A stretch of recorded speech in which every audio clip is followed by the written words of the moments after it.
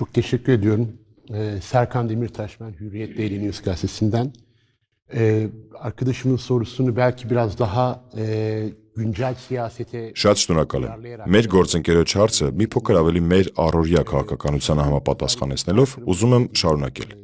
Ձեր հատկապես ցեղասպանության հետ կապված արտահայտությունները, մեկնաբանությունները շատ մեծ արձագանք են գտնում եւ Հայաստանում, եւ Թուրքիայում։ Եվ մենք կարդում ենք սրա հետ կապված ձեր մեկնաբանությունները, հայտարարությունները։ Շատ ընդգրկուն հայտարարություններ եք անում։ Այդպիսի մի հասկացություն էլ կա, որ դուք օգտագործում եք internal Armenization of genocide։ Ուզում եմ հասկանալ, Հայաստանի եւ Թուրքիայի միջև հարաբերություններում ցեղասպանության հարցը ինչպիսի ազդեցություն ունի հիմա։ Ըստ ձեզ, դա արդեն նախկին անցյալ փուլ է, նախկինում է մնացել այդ հարցը Հայաստան-Թուրքիա հարաբերությունների առումով։ Եվ Հայաստանը նախկինում քաղաքականություններ վարում, ինչպես գիտենք, որպեսզի ցեղասպանությունը տարբեր երկրների խորհրդաների կողմից ընդունվի եւ այլն։ Կարող ենք ասել, որ այս քաղաքականությունն արդեն չի կիրառվում։ Նույն կերպ ձեր սահմանադրության ներածական մասում կան բաժիններ, որտեղ տեղ են գտել Արևմտյան Հայաստան եւ ցեղասպանություն արտահայտությունները։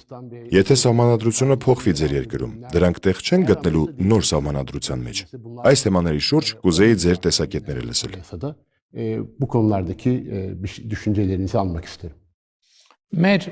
պաշտոնական դիրքորոշումը այն է, որ հայոց ցեղասպանության միջազգային ճանաչումը մեր արտաքին քաղաքական առաջնահերթությունների մեջ չի մտնում այսօր։ Եվ բայց այս համատեքստում սա պաշտոնական ձևակերպում է, բայց այս համատեքստում կան հարցեր, որոնց պարզաբանումը շատ էական է եւ կարեւոր, եւ այդ հարցերի շուրջ ես հիմնականում աշխատանքային ռեժիմով անդադ խոսում եմ եւ Հայաստանում եւ արտերկրում մեր հայրենակիցների հետ զրույցում եւ կարծում եմ լավ առիթ է որպեսզի նաեւ հրապարակային այդ մասին խոսեմ։ Նախ պիտի ասեմ, որովհետեւ այդ քննարկումները եւ շարժումները նաեւ Հայաստանում եւ ոչ միայն Հայաստանում լինում են, խոսք է գնում ուրացման, մեծ եղերնը ուրանալու կամ մոռանալու մասին կամ ես ուզում եմ շատ հստակ լինի, որ Հայաստանում եւ հայության շրջանում դա անառարկելի ճշմարտություն է։ Այսինքն ուղղակի մեր իրականության մեջ հնարավոր չէ դա ժխտել կամ ուրանալ, որովհետեւ դա բոլորիս համար անուրանալի ճշմարտություն է, բայց խոսքը դրա մասին չի։ Վերջերս ես ուզում եմ ուղիղ պատմել, եթե չեմ սխալվում, Մյունխենի հայերի հետ հանդիպման ընթացքում իմ ունեցած մի ելույթի մասին, երբ ես ասում եի հետևյալ, ասում եի սիրելի հայրենակիցներ, երբ որ մի հեռավոր երկրի խորհրդարան կամ կառավարություն մի որոշում է ընդունում, մենք այդ որոշումից շատ ոգևորվում ենք։ Մեր իրականության մեջ այդպես է եւ դրանում գաղտնիք չկա եւ այդ շատ հեռավոր երկրները, երբ որ ընդունում են նման որոշումներ եւ երբ որ ոգևորությունը այդ որոշումից կամ ուրախությունը մարում է, հաջորդ պահին հարց է ծագում, իսկ այդ որոշումը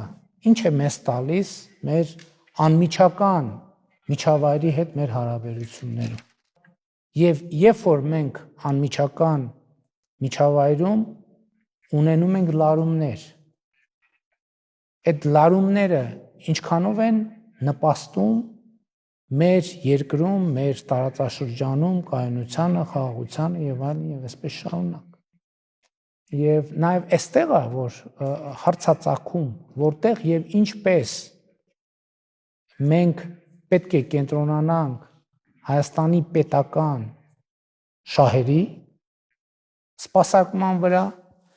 եւ ինչպես եւ որտեղ պետք է մենք կենտրոնանանք մեր իմացած այդ թվում պատմական ճշմարտությունների ընդգծման եւ այդ ճշմարտությունների վրա հենվելու վրա, որովհետեւ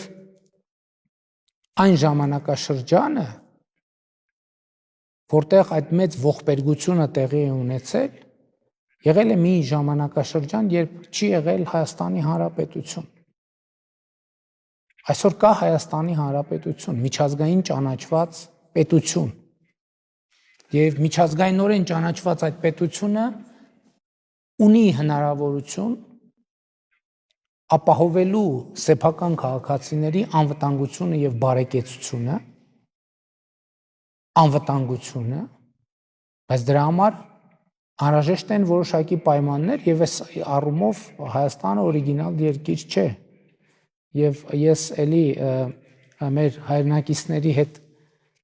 հանդիպման ժամանակ ընդգծում եմ այդ շեշտը, որ ասում է, տեսեք, ինչքան բոլոր երկրները եւ մենք բոլորս կարևորում ենք խաղաղությունը։ Բայց խաղաղությունը առաջին հերթին տարածաշրջանային երևույթ է։ Տարածաշրջանային։ Ես կարող եմ որպես արդյունք, օրինակ, իհարկե մի փոքր հումորով է ես մասին խոսում, ներկայացնել, որ ես մեր կառավարությունը շատ մեծ միջազգային ձեռքբերում է ունեցել եւ մենք կարող ենք երաշխավորել խաղաղությունը Հայաստանի Հանրապետության համար, ներողություն եմ խնդրում Ավստրալիայի մեր գործընկերներից, տենց հիշատակելու համար, չնայած ոչ մի բան չկա հիշատակման մեջ, բայց Ավստրալիայի հետ։ Այսինքն մենք ունենք շատ մեծ ձեռքբերում, խաղաղություն,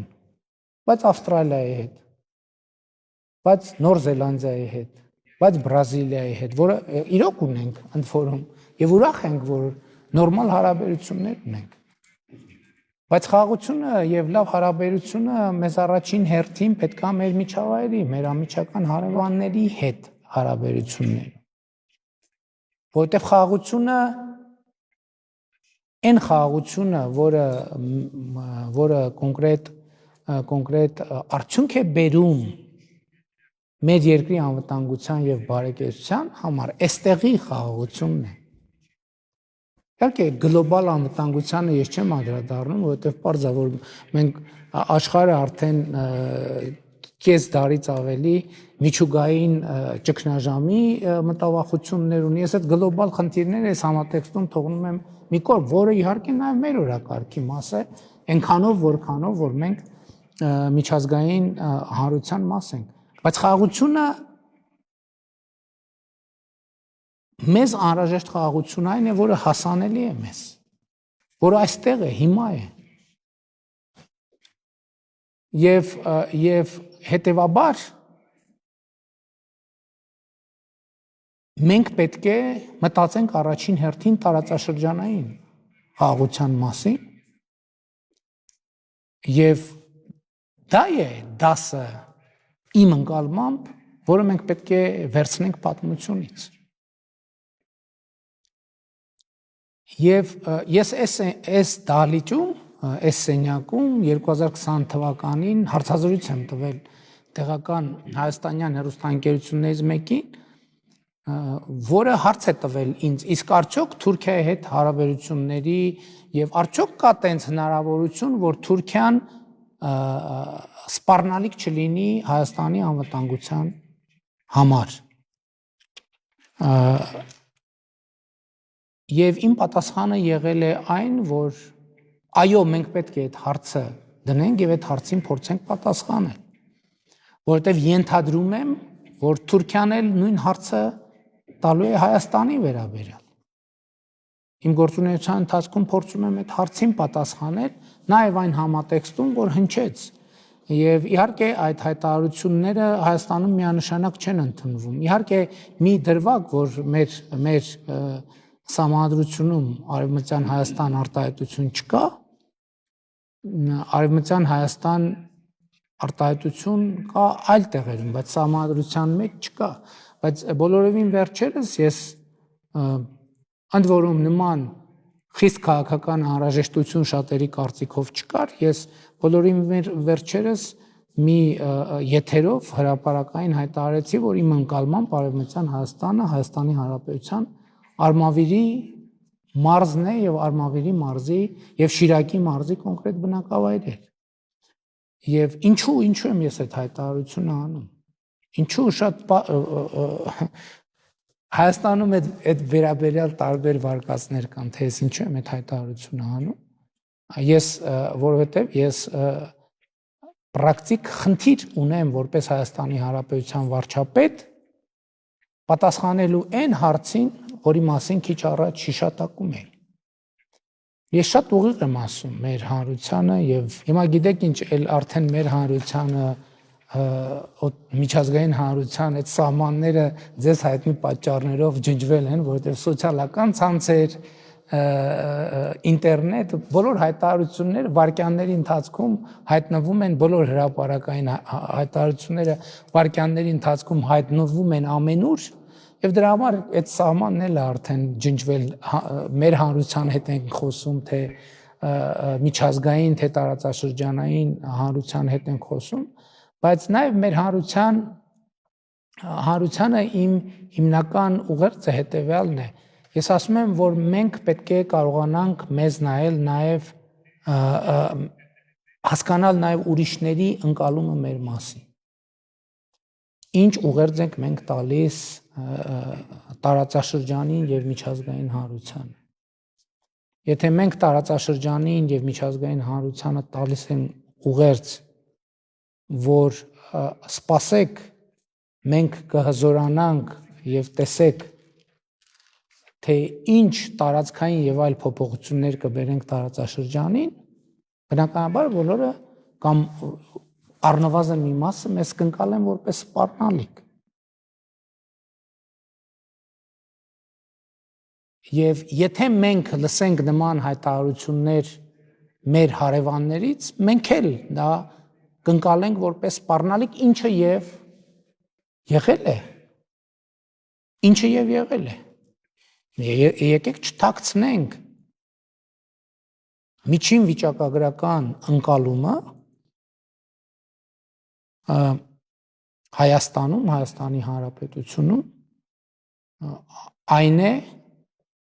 որ Թուրքիան սպառնալիք է Հայաստանի անվտանգության համար։ Եվ ես ենթադրում եմ, որ երբեմն այն բառամթերքը, ընդհանուր քաղաքական բառամթերքը, որ Հայաստանի Հանրապետությունում եւ օգտագործվում է, պարտադիր չէ, որ պաշտոնական մակարդակում, բայց երբեմն նաեւ պաշտոնական մակարդակում դա կարող է ընկալվել որպես սպառնալիք Թուրքիայի համար։ Իմ ասածը այն է, որ կարող է պարզվի, որ մենք շատ կարևոր բան է, որ կարող է պարզվի, որ մենք արդեն պատճառահետևանքային կապը կորցրել ենք։ Արդեն այն կետը, թե որն է պատճառ, որը հետևանք, արդեն կորցրել ենք այդ կետը։ Եվ այդ կետը կորցնելու պատճառով եւ այս ընկալումների պատճառով մենք անցել ենք շատ բարդությունների եւ կատակլիզմների միջով։ Բայց հիմա կա հնարավորություն այս հարցի ընկալումը եւ այս հարցի պատասխանը ձևակերպումը փոխելու։ Հնարավորությունը ծագել է այն բանից, որ թե Հայաստանի կողմից, թե Թուրքիայի կողմից հնչել են ուղերձներ, որ կա ցանկություն եւ Հայաստանի կողմից եւ Թուրքիայի կողմից այդ հարցերի ձևակերպումները փոխել, այդ շեշտադրումները փոխել, դիտանկյունները փոխել։ Եվ սա է պատճառը, որ այդ թվում մամուլը եւ փորձագետները երբեմն ասում են, որ կա պատմական հնարավորություն։ Եվ ձեր հարցին նորից վերադառնալով ես շատ կցանկանամ, որպեսզի ինքս որպես Հայաստանի Հանրապետության վարչապետ օգտագործեմ այդ պատմական հնարավորությունը։ Եվ ես ընդհանուր գիտեք ինչ, դուք ճիշտ եք, այդ երանգը կա, ես ինձ հաշիվ եմ տալիս, որ երբեմն հայտարարություններ եմ անում, որոնք ներքաղաքական իմաստով ոչ մի օգուտ չեն բերում ինձ որպես քաղաքական գործիչ եւ մեր քաղաքական կուսակցությանը, բայց մյուս կողմից Մյուս կողմից ես հասկանում եմ, որ այս հնարավորությունը չի կարելի բաց թողել։ Դա ինչի հնարավորություն է, դա հնարավորություն է ուժեղացնել Հայաստանի պետականությունը, անկախությունը, ինքնիշխանությունը, բայց ինձ համար միանշանակ է, որ դա հնարավոր է անել այստեղ հիմա այս տարածաշրջանում կայունություն եւ խաղաղություն ունենալու միջոցով, տնտեսական համագործակցություն ունենալու միջոցով։ Եվ հետեւաբար մենք պիտի փորձենք անել հնարավորը այդ հնարավորությունը օգտվելու համար։ Որտեւ ավանդաբար, գիտեք, ես ուզում եմ անկեղծ ասել, նույնիսկ երբեմն հոռետեսներին շատ դժվար է լինում փարատել հոռետեսների հոռետեսությունը։ Որտեւ տեսեք, ես ասացի 2022 թվականին պայմանավորվածություն է ձեռք բերվել, որը ըստ էության ինքը շատ կարևոր, բայց այնուամենայնիվ այն վերջնական կետը չէ։ Եվ շատերն ասում են, ահա, պարզ օրինակ, որ պայմանավորվածություն է ձեռք բերվել, այդ պայմանավորվածությունը չի իրագործվում, դուք պետք է, այսինքն ինձ ուղղված այդ հարցը, դուք պետք է արձանագրեք այդ քաղաքականության ձախողումը։ Ես դրա հետ չեմ համաձայնվում։ Եվ ես եւ մեր քաղաքական թիմը վճռական են, համբերատար, հետեւողական խոսակցության, երկխոսության, փաստերի եւ փաստարկների դաշտում հասնել նրան, որ տարածաշրջանը Հայաստանի Հանրապետության համար լինի կայունության, խաղաղության եւ բարեկեցության աղբյուր, բայց որպեսզի դա տեղի ունենա, տարածաշրջանը պետք է նաև տարածաշրջանի մյուս երկրների համար լինի խաղաղության, համագործակցության, բարեկեցության, անվտանգության եւ կայունության աղբյուր։ Ես իհարկե առաջին հերթին իմ հոգսը եւ պարտականությունը եւ կոռեկտ էլ չի, ես չեմ էլ կարող այլ երկրների փոխարեն մտածել եւ ձևակերպել այլ երկրների շահերի համար, բայց նաև 2021 թվականի ընտրություններից հետո մեր կառավարության ծրագրում մի այսպիսի կետ մտավ, մենք այդ կետը անվանում ենք տարածաշրջանացում։ Ինքը շատ շերտեր է պարունակում, ինքը ընդամենը բառ է, բայց շատ շերտեր է պարունակում, սա նշանակում է, որ մենք մեր քաղաքականությունները վարելիս առաջին հերթին ընկալում ենք մեզ որպես տարածաշրջանային երկիր, առաջին հերթին, սա չի նշանակում, որ մենք մեր այլ հարաբերությունները սահմանափակելու ենք կամ կտրելու ենք կամ նվազեցնում, բայց մենք առաջին հերթին տարածաշրջանային երկիր ենք մեզ ընկալում եւ հետաքրքիր բանը ինչով էր հետաքրքիր, տեսեք, երբ որ մենք ծրագրում այդ թեզը մցրեցինք, ես արձանագրեցի, իհարկե հանգամանքները պարզ չէին, բայց դա 2021 թվականն էր, բայց 2022-23 թվականները ինչով էին էական եւ կարեւոր, որ ես որպես Հայաստանի Հանրապետության վարչապետ այդ ժամանակաշրջանում հանդիպումներ էի ունենում եւ քննարկումներ էի ունենում մեր տարածաշրջանի բոլոր երկրների ղեկավարների հետ։ Այդպիսի իրադրություն, ինչքան էլ տարօրինակ թվա, մեզ համար չի եղել շատ սովորական։ Այսինքն եւ իմիջիայլոց վերադառնալով Թուրքիայի հետ մեր հարաբերությունների դինամիկային, գիտեք, ես պետք է ուղիղ ձեզ ասեմ, որովհետեւ այս հանդիպումը եւ նման հանդիպումներ իրանք ավելի իմաստավորված կլինեն, որպեսզի մենք մաքսիմալ երկիմաստություններից խուսափենք։ Գիտեք, այն ժամանակներում, երբ որ օրակարգում էր, որ պետք է շփումներ լինեն Հայաստանի եւ Թուրքիայի ներկայացուցիչների միջև, ասենք ինքնին փաստը, որ նման շփում է տեղի ունենում, կարող էր շատ բարդ արձագանք ունենալ սոցիալական ցանցերում եւ այլն եւ այլն։ Եվ բնականաբար հանրության արձագանքներ որոշակիորեն կաշկանդում են նաև այդ հանրության կողմից ընտրված իշխանությանը։ Բայց հիմա ես դա շատ կարևոր ձեռքբերում եմ համարում, շատ պարզ մի բան նշեմ, որը ինքը կարող է առաջին հայացքից պարզունակ թվալ, բայց խորհրդանշական։ Օրինակ, երբ որ ես Նյու Յորքում ունենում եմ հանդիպումներ ամենատարբեր երկրների ղեկավարների հետ, եւ իմ հանդիպումների մասին փոքրիկ նյութեր ենք տեղադրում իմ Facebook-յան էջում, եւ ես վերադարձի ճանապարհին արձանագրում եմ, որ իմ հանդիպումը Թուրքիայի նախագահի հետ ամենաշատ տարածումն է գտել մեր սոցիալական ցանցերի մեր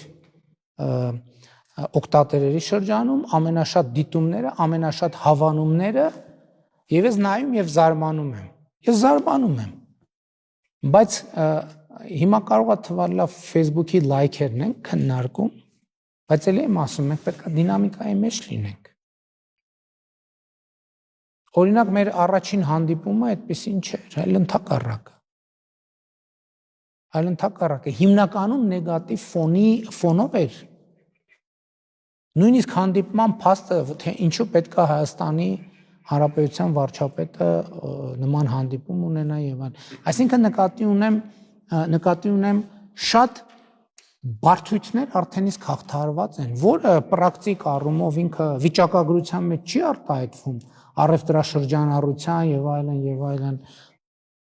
Ես դա ձեռքբերում եմ համարում, ուղիղ պետք է ասեմ։ Ես դա ձեռքբերում եմ համարում եւ նաեւ էսա պատճառը, որ ես ասում եմ, որ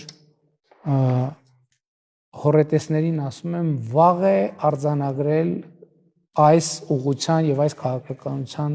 ձախողման մասին, ավելին ասեմ, ես համոզված եմ, որ եթե մենք հետեւողական, հանդարտ, փաստարկների վրա հիմնված, փոխադարձ հարգանքի մթնոլորտում այս փոքր քայլերով առաջ շարժվենք, հարցը այն չի լինելու, կլինի կարգավորում, թե չէ, հարցը լինելու է երբ կլինի կարգավորում, դա ընդհանրապես լինելու է ժամանակի հարց, որը ամենատարբեր հանգամանքներով իհարկե կազդվի։ Կարող է այդ կարգավորումը հետաձգվի եւս 3 ամսով, եւս 6 ամսով, եւս մի տարով, բայց դա այլևս այսօր արդեն